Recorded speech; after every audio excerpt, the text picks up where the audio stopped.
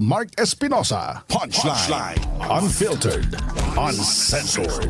Direktang pag-uusapan ng maiinit at napapanahong mga isyu ng bayan. Punchline.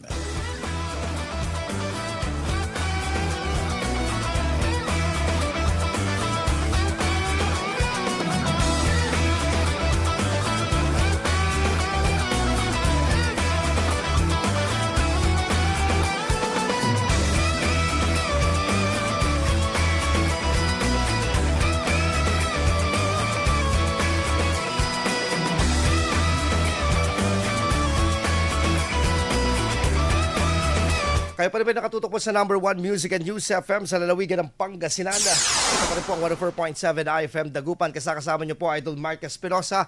At kasama rin po natin na via Zoom si Sir Ermin Garcia Jr. Papatiin mo na po natin Merry Christmas Sir Ermin. Umpisa na ng simbang gabi. Merry Christmas ka dyan, Mark.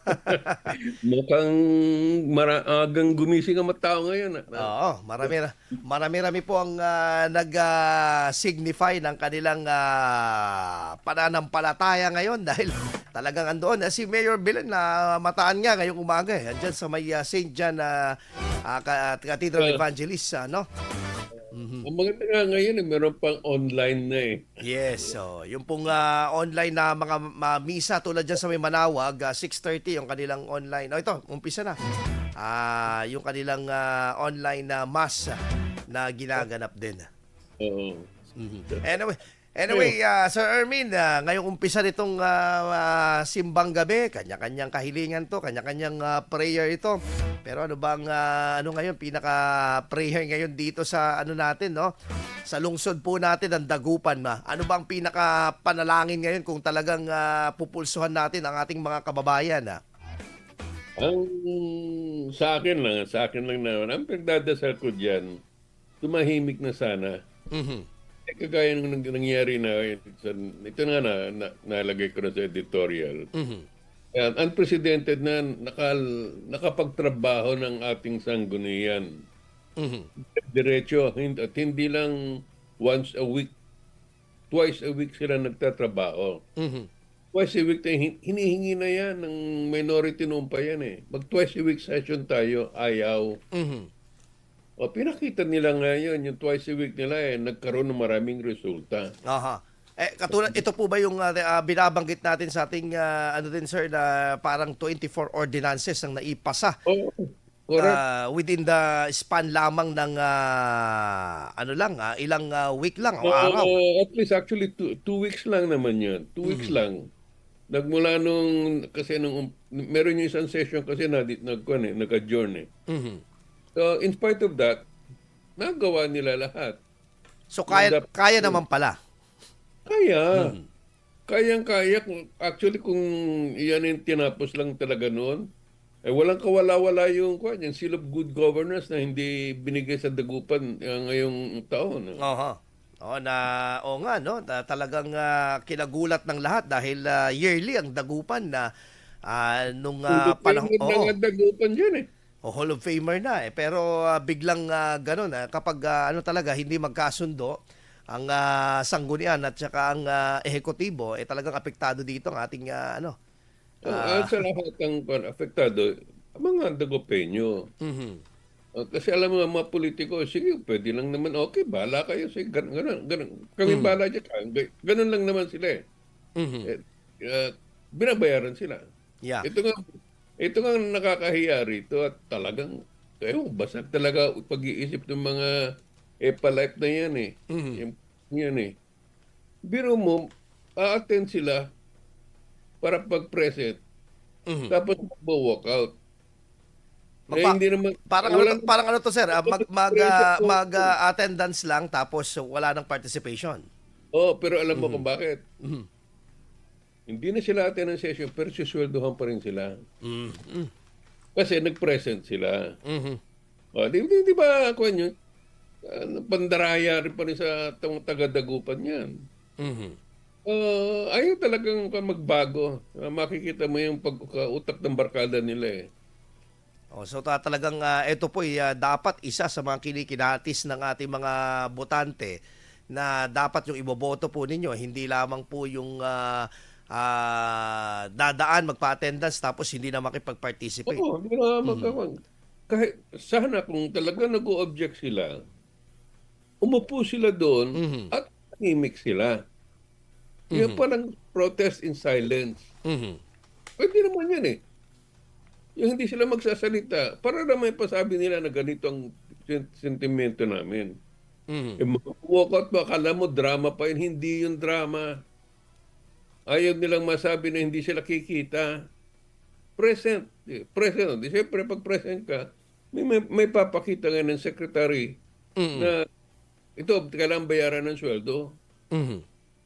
Wala eh, talagang kabastusan eh. Hindi ko na maintindihan. Yun ang pinagdadasal ko. Dapat sana, Na mahinto na yung mga kalokohan ng mga barkadang yan. Okay. Na So para dito sabi niyo po Sir Ermin na talagang kitang-kita kapag nakikipag-cooperate ang SP members talagang tuloy-tuloy yung trabaho at pag-unlad ng dagupan.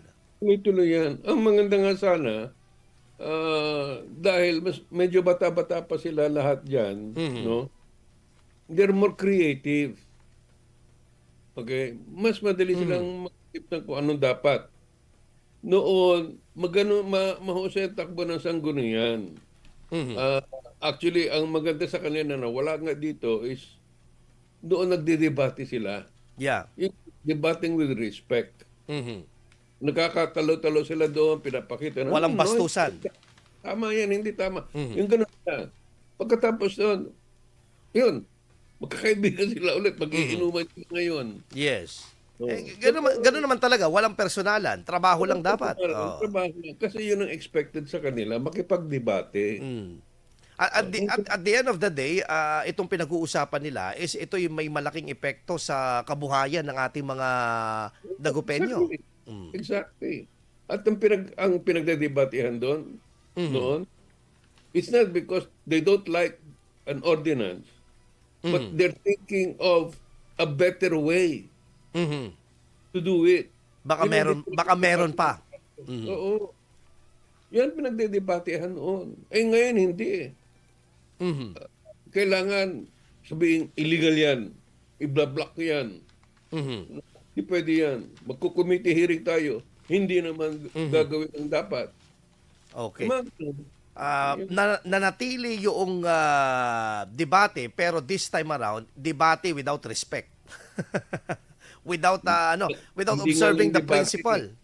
Hindi nga lang debate. Sa kanila is dictatorial yung kanila eh. Kasi Kung ano lang ang gusto. nasa kanila yung numbers. Pag sinabing no, dapat. Wala na usapan. Okay. So this is what you are calling, Sir Ermin, itong nangyayari ngayon na maraming resolution ngayon na naipasa for within the span of 2 weeks is a proactive na klase po ng sangguniang panlunsod. Oo. At maganda yan. Ang maganda nga dito ngayon, kung ano man ang iniisip ng pito, no? Sa January, nagagastos na yung budget. Gumugulong na. Ha? Gumugulong na. Umuurong na. Kung hindi ako magugulat, kung susubukan na naman nila pumunta ng korte para sabihin, stop yung 2024 budget. Okay? Yes, sir. Kaya sabi ko, ano naman klase matao talaga ito. Ay, nako. Parang bibigyan ng sakit ng ulo talagang hanggang sa tawag dito susunod na taon na itong panunungkulan ni Mayor Belen. Pero here comes January, sir. Magbabalik na naman yung suspended. Matatapos na yung suspension nila eh. 60 days lang naman yun eh. Okay. Ganun din ang mangyayari dyan.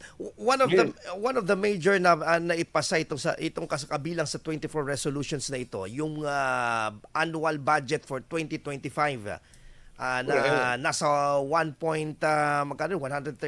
billion pesos. At ito, anong implikasyon ng maagang pagkakapasa ng mga ganitong klase ng resolution? Particularly itong budget for Dagupan?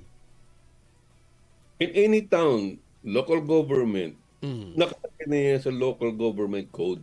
Mhm. Ang sinasabi dyan, kailangan magpasa kayo ng budget na napag-aralan nyo and it passed in December. Mhm. Okay? O, nangyari na sa atin yun. Okay? Na-beat ang pag-aaralan na deadline. lang natin, ha? Na-beat ang gagawin deadline. na lang- Ano? Nakuha po yung deadline natin before yung deadline na Deadline. Hindi kagaya nung itong 2024 budget nga, napasa na September eh. Mhm. Marami nang napending na mga proyekto at programa, Sir Ermin. Marami. Lahat na gusto nila mangyari, hindi na matuloy yung mga programa ni Belen at reenacted budget na naman. Mhm. Oh, sobra na. Paano lalaki ang Dagupan? Mhm. Correct. Kanyang parati na patras, pinapatras parati. Mhm. Yan. Kaya nakatawa nga ako, alam mo mangyayari pa dyan. Mhm. Eh, sa kakunan ng kakapalan nila ng kwan eh. Ang mag-ina pa ang tatakbo mayor at vice mayor nila. Mhm. Ay Diyos ko, sabi ko, tapos yung lahat ng mga 7 kwan eh, re-election. Anong gusto nilang palabasin? Talagang palulubugin ng Dagupan. Puro kontrabida lahat yung mapapasok na yan. Mhm. Sana makita naman tayo na huwag nang ipasok kahit ang isa sa kanila kung gusto nilang bumilis na gumanda ang buhay nila dyan sa Dagupan. Mhm. Yun ang kuwan ko lang naman dyan. Okay. Anyway, sir, moving forward, pinag-uusapan na rin natin yung pag-unlad, development ng Dagupan. Isa po itong week na ito, pinag-usap-usapan na talaga itong matutuloy na pag-revive ng tulay ng nagdudugtong sa mainland Dagupan papunta ng Island Barangay para unang-una makakatulong to para bawasan ang congestion ng traffic dito sa mainland. At pangalawa, ang sinasabi is maganda ang magiging transportation ng mga tiga-island barangay lalo na sa panahon ng kalamidad. Finland mismo yung paputang Kalmay. Yes. Maganda yan, oo. Kaya yung nasabi nga, sino ba yung nagsasabi pa dyan na ano ba yan? Tinotroll pa kayo dyan. Yun ang nabanggit niyang yan, naintindihan ko na meron sa kanila talaga ang magsasabi noon. Yeah. Na mas gusto naming magbangka. At the beginning, di ba, ng mga projects. Oo. Yes. Kaya kagaya na nung mga yung pagsimento ng Arellano Street. Nag-iingay lahat. No, kasama mga business namin. No. Yeah. Ayun. Ngayon, nung nakita nila ang semento na, tahimik. Dahil hindi binaha, dahil walang suspension. Alam mo, may ibang tao talaga kasi makakontrat. I don't believe that you made it up. It cannot be. Because it's so negative. Yeah. Pero anyway, Sir Ermin, itong proyekto ng DPWH na ito na sinusuportahan siyempre ng congressman and ng city government ng Dagupan sa pagpupush nito. Matagal nang maraming usap-usapan doon, pero ngayon nakita na namin andun na yung perspective, andun na yung inuumpisahan yung pag-anuhan ng groundbreaking sa darating na December 20 kasi may natambakan na doon dahil napuntahan na po natin yung lugar. Itong klase ng development na ito will going to open for another opportunity na mas tataas pa ang revenue ng Dagupan sa palagay ninyo, Sir Ermin? Because even the economic development of Kalmay, yes, bibilis finally. Hindi sila nakadepende sa mainland para makakuha ng ganito, makabenta ng ganito. Nandyan na. At lahat ng mga tao mismo, even from mainland, pupunta ng Kalmay kung ano man ang kailangan. So, yung economic development ng siyudad ay ng barangay ng Kalmay, mamamadali.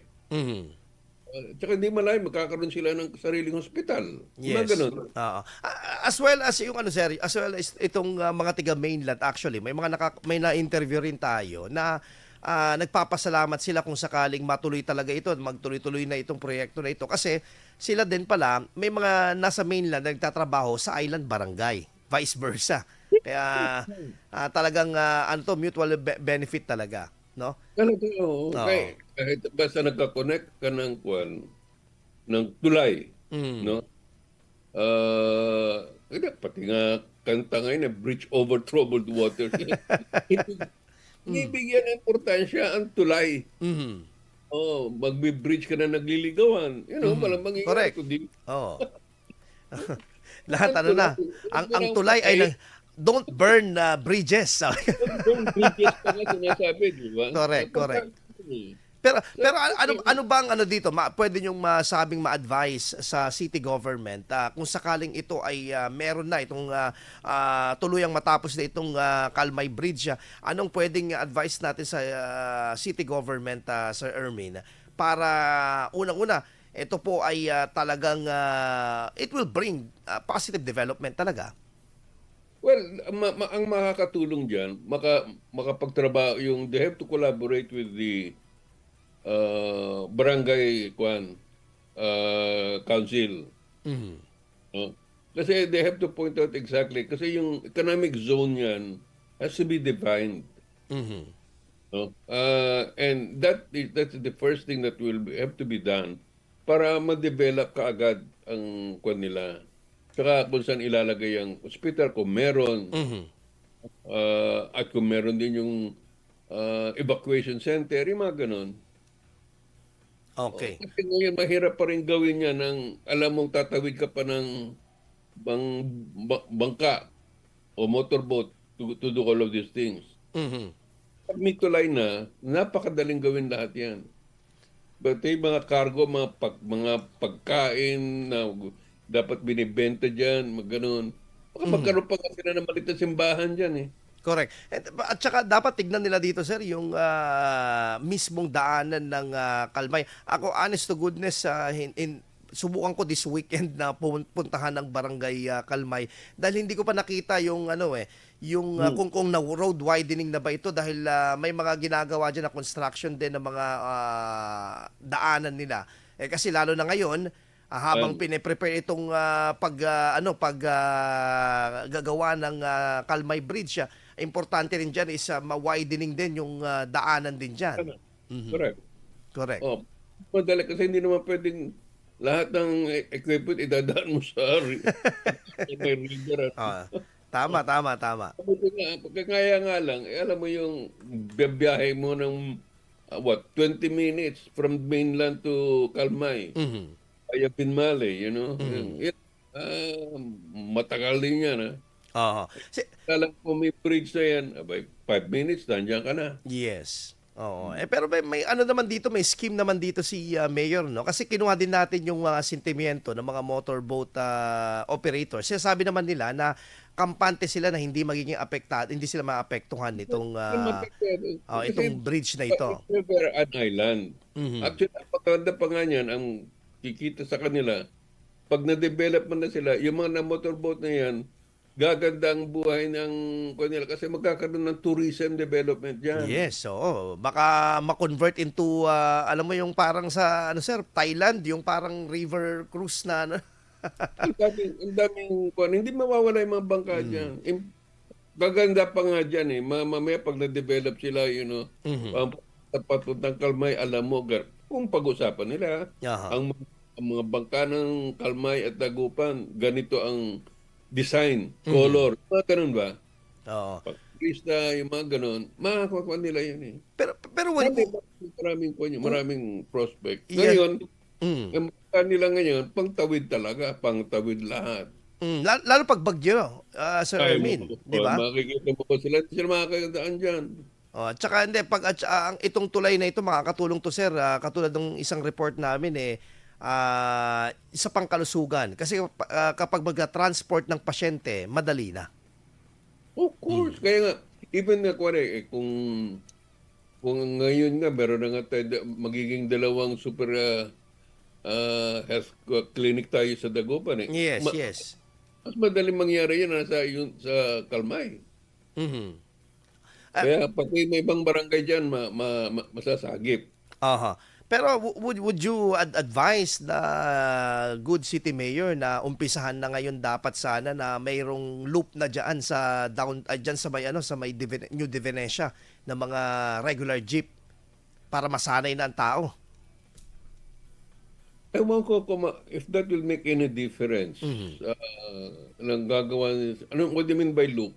Kasi 'di ba yung downtown loop sir parang paikot lang talaga ng downtown Ay, sa jeep, natin. oo. Yung mga jeepneys na yung regular PUVs kasi nakikita natin ang dami ng mga establishment, na business establishment na nagsusulputan doon and soon our new site is there. The RMN new site is in New Divinesia. Hmm. Well, kung ang loop na sinasabi mo is hanggang saan, magmula saan? Mula siguro sir, mula downtown tapos paikot na dyan Lukaw. Dapat meron na yun. Oo. Kasi may mga dumadaan naman doon, may dumadaan pero hindi po marami. Yung mga linggayen na dagupan na jeep.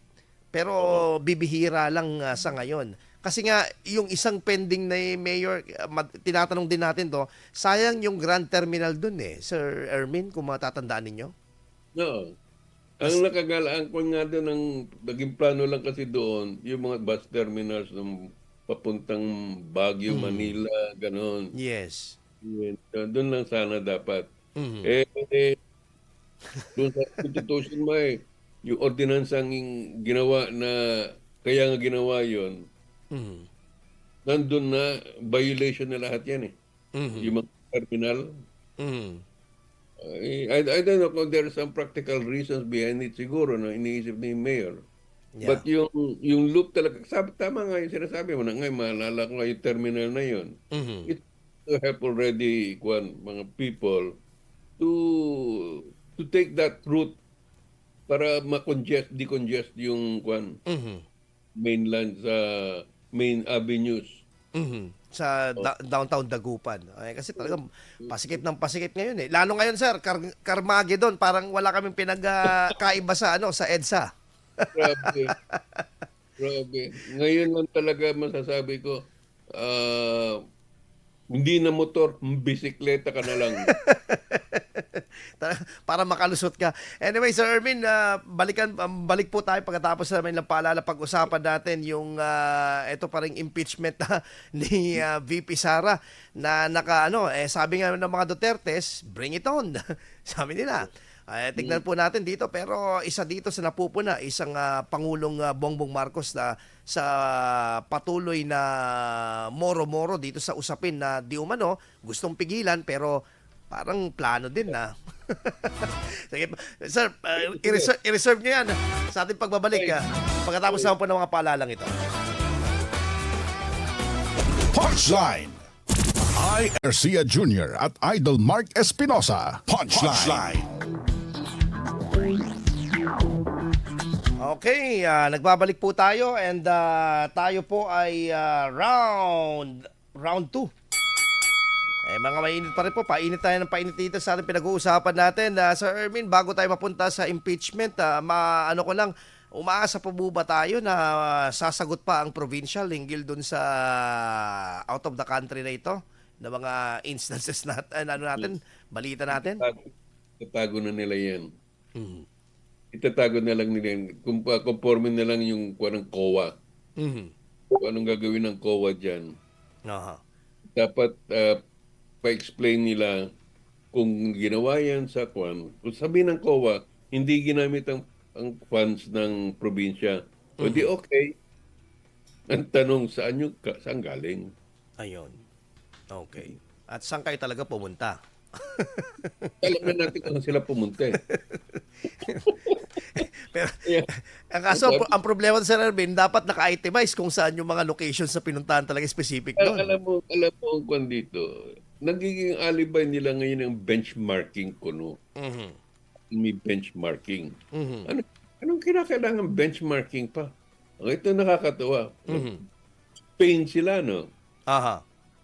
Alam mo, the relevance to it sana, kung talagang tutusin mo, yung foundation ng Pangasinan Mm. was based on the events in Spain. Oh. Diba? Okay, oh. Dapat sana, kumuha man lang sila ng additional information na, o nga, ganito nangyari, no? Tapos kung meron bang effect ng pagsabi natin na it was on this year, Mhm. how it affected Spain, kung sino man yung mga personalities doon, Mhm. Oh, wala eh. Kunyari ba, kung ano yun? Smart City. Mhm. Benchmarking daw ng Smart City. Mhm.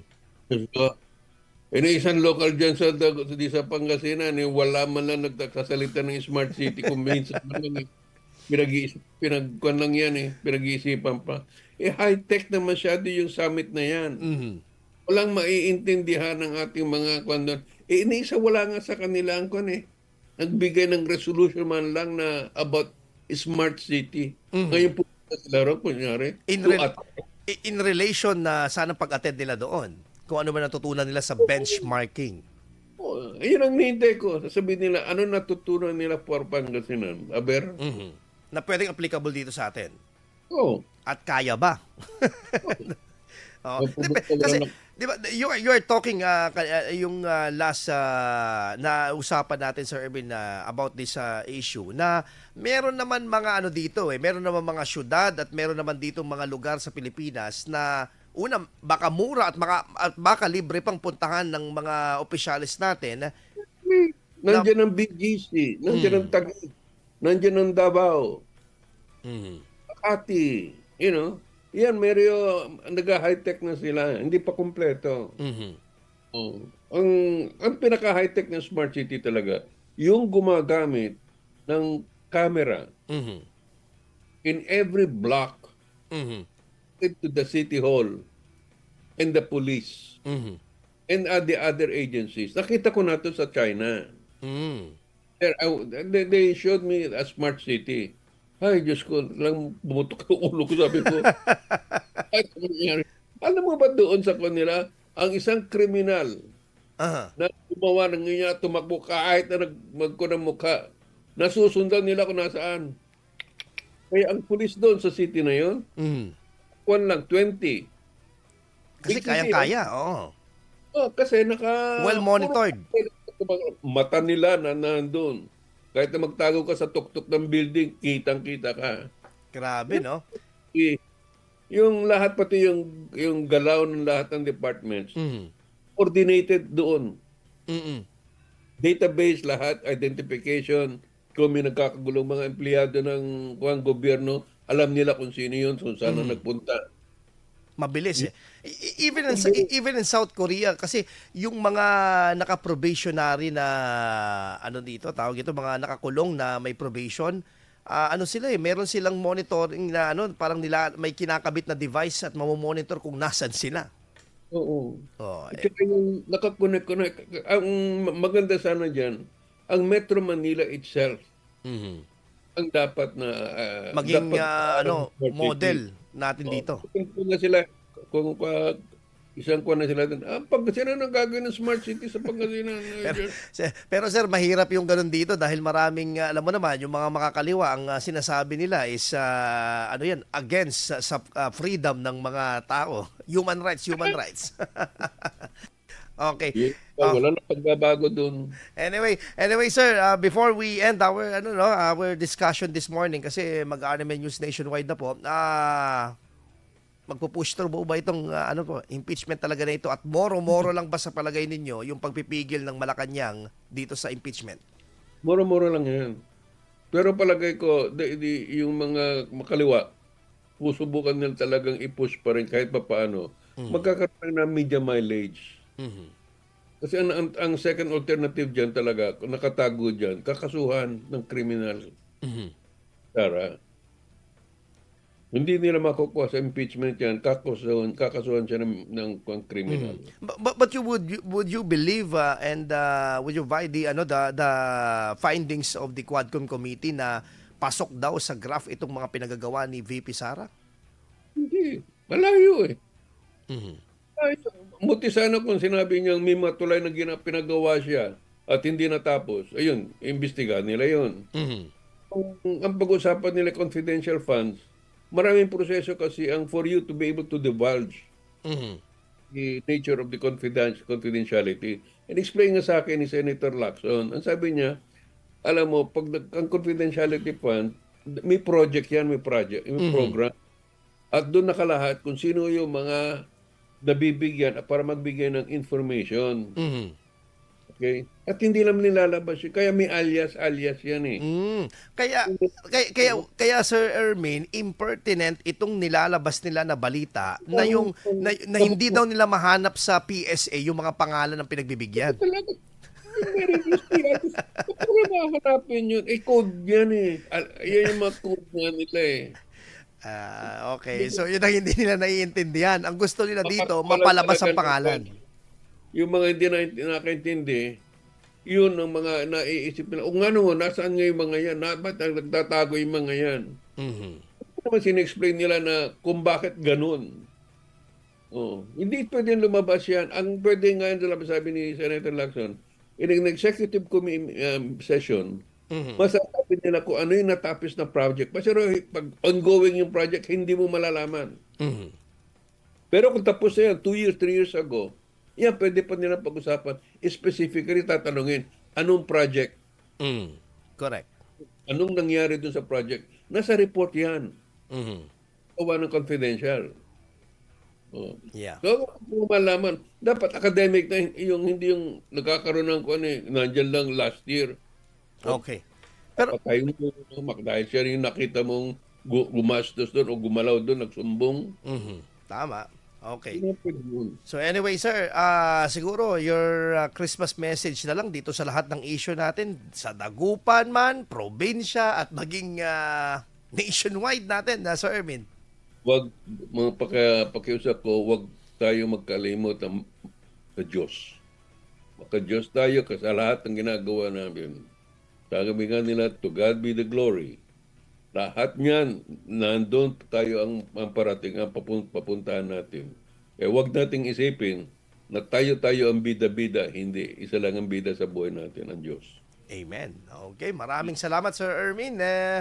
Please let us know kung ano po, kasi syempre 23:30 baka may out of the country kayo. Wala, dito lang tayo. Sa sobrang busy.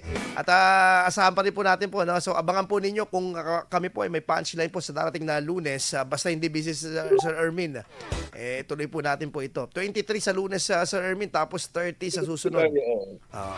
Maraming salamat, Sir Ermin Garcia Jr. God bless po and Merry Christmas. Idol, susunod na po RMN News Nationwide, the sound of the nation.